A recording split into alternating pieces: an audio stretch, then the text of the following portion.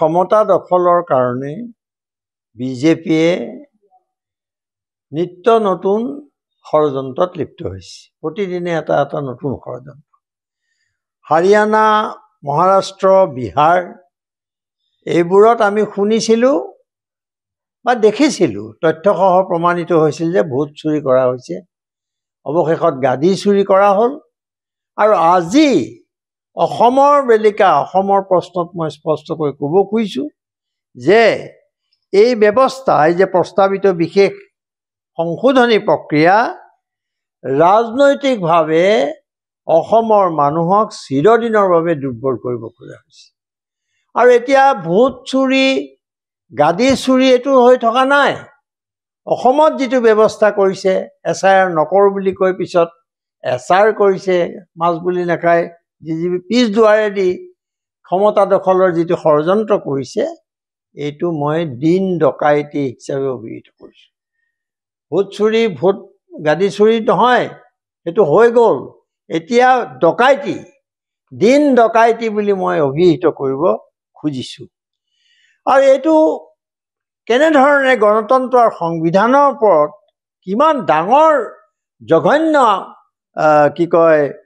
ভয়াৱহ এটা আক্ৰমণ, সেই কথাটো ইতিমধ্যে দেশৰ চিন্তাশীল মহলে, প্ৰখ্যাত ব্যক্তিসকলে, বুদ্ধিজীৱীসকলে নানান বিশ্লেষণ দাঙি ধৰিছে।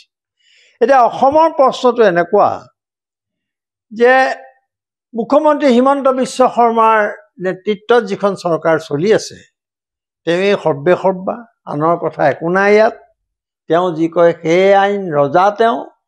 গতিকে হিমন্ত বিশ্ব শৰ্মাই এতিয়া কি কৰিছে, কোনো ধৰণৰ সমস্যা সমাধান কৰিব পৰা নাই, সকলো দিশতে তেওঁৰ ব্যৰ্থ হৈছে। আৰু সেই ব্যৰ্থতা আমি প্ৰতিফলন দেখিছোঁ যে অসমৰ বিভিন্ন চুকে কোণে ৰাইজে প্ৰতিবাদ কৰিবলৈ ৰাজপথলৈ ওলাই আহিছে। হিমন্ত বিশ্ব শৰ্মাৰ শ্ৰুতলিপি অনুসৰিয়ে এই কামবোৰ কৰা হৈছে। এই ভয়ংকৰ কথাবিলাক আমাৰ সাধাৰণ মানুহৰ পৰা লুকুৱাই ৰখা হৈছে।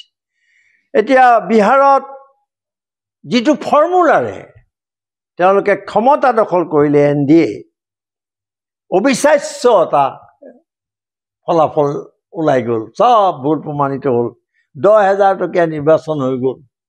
সেই ফৰ্মুলা অসমত প্ৰয়োগ কৰা হ'ব, কাৰণ ইয়াত পইচা একেবাৰে মুকলিকৈ বিলোৱা হ'ব, নিৰ্বাচন আয়োগ নিমাতে থাকিব, প্ৰতিশ্ৰুতি দিয়া হ'ব। আমাৰ যিবোৰ মূল সমস্যা আছিলে সেইবিলাক তল পেলাই এটা সাম্প্ৰদায়িক ৰাজনীতিৰ চাৰিওফালে আৰম্ভ কৰা হৈছে, এইবোৰ কৰা হ'ব। আৰু এনেদৰে তেওঁলোকে ক্ষমতালৈ ঘূৰি অহাৰ তেওঁলোকে পৰিকল্পনা যুগুতাই ওলাইছে। সেইকাৰণে আমি অসমৰ মানুহে, অসমীয়া মানুহে বহুদিন নিজৰ ৰাজনৈতিক আৰু অৰ্থনৈতিক অধিকাৰৰ কাৰণে সংগ্ৰাম কৰি আহিছে। নহয় যে এইটো নাই কৰা। আৰু এতিয়া যি আক্ৰমণ হৈছে, এইটো তাতকৈ আগৰ আক্ৰমণবোৰতকৈ বেছি ভয়াৱহ। কেলে আমি বহু কষ্টৰে আৰ্জিত যিটো আমাৰ ভোটাধিকাৰ, গণতন্ত্ৰ গ'ল, সংবিধান গ'ল, এই ভোটাধিকাৰৰ অৱশেষত এওঁলোকে বিজেপিয়ে কাঢ়ি ল'ব খুজিছে। গতিকে সকলো মই ৰাজনৈতিক দল, বিভিন্ন সংগঠন আৰু ৰাইজক উমৈহতীয়া সংগ্ৰামৰ বাবে সাজু হ'বলৈ আহ্বান জনাইছোঁ। কেৱল ব্যক্তিগত ৰাজনৈতিক স্বাৰ্থত অসমীয়া মানুহক চিৰদিনলৈ পংগু কৰাৰ যি ষড়যন্ত্ৰ চলিছে বিজেপিৰ নেতৃত্বত, হিমন্ত বিশ্ব শৰ্মাৰ নেতৃত্বত, তাৰ বিৰুদ্ধে ঐক্যবদ্ধ সংগ্ৰামৰ কোনো বিকল্প নাই, গত্যন্তৰ নাই, এই কথা মই বিশ্বাস কৰোঁ। যিসকল মানুহে বিজেপিক ভোট দিয়াৰ সম্ভাৱনা নাই, জানে তেওঁলোকে যে এইবোৰ মানুহৰ পৰা ভোট আমি নাপাওঁ, তেওঁলোকৰতো কমিউনেল এজেণ্ডা আছেই। হিমন্ত বিশ্ব শৰ্মাই ৰাতিয়ে দিনে নিজকে সাম্প্ৰদায়িক বুলি কৈ সাম্প্ৰদায়িকতা কৰি আছে, কোনো খবৰ নাই। জুডিচিয়াৰী নিমাত, নিৰ্বাচন আয়োগ নিমাত। সেইকাৰণে তেওঁলোকৰ নাম, যিবিলাকৰ ভোট দিয়াৰ সম্ভাৱনা নাই, তেওঁলোকৰ নাম ভোটাৰ তালিকাৰ পৰা কি হ'ব, কৰ্তন কৰা হ'ব। কিমান এটা ভয়ংকৰ কথা। তাৰপিছত এইটো বিহাৰত কৰা হৈছিলে। তাৰপিছত যিসকল লোকৰ যোৱা সময়ছোৱাত অসমৰ বিভিন্ন ঠাইৰ পৰা উচ্ছেদ কৰা হৈছে, উচ্ছেদ যে কৰা হ'ল, ৰাজনৈতিকভাৱে উদ্দেশ্য প্ৰণোদিতভাৱে উচ্ছেদ কৰা হ'ল, তেওঁলোকৰ এতিয়াৰ ঠিকনাৰ প্ৰমাণ যদি নাই, সংগ্ৰহ কৰিব যদি নোৱাৰে, তেওঁলোকৰ নাম ভোটাৰ তালিকাৰ পৰা বাদ দিয়া। এই কথাটো কেইদিনমানৰ আগতে মুখ্যমন্ত্ৰী শৰ্মাই মুকলিকৈ কৈছিল। এইটো কথা মই মনত পেলাই দিব খুজিছোঁ। আৰু নিৰ্বাচন আয়োগে স্পষ্টীকৰণ দি কৈছে,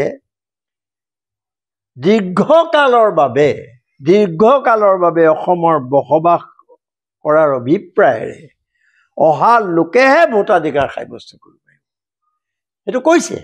তাৰপিছত প্ৰশ্নটো হ'ল যে এই অভিপ্ৰায়টো কোনে থিৰাং কৰিব? কি অভিপ্ৰায়টো কি?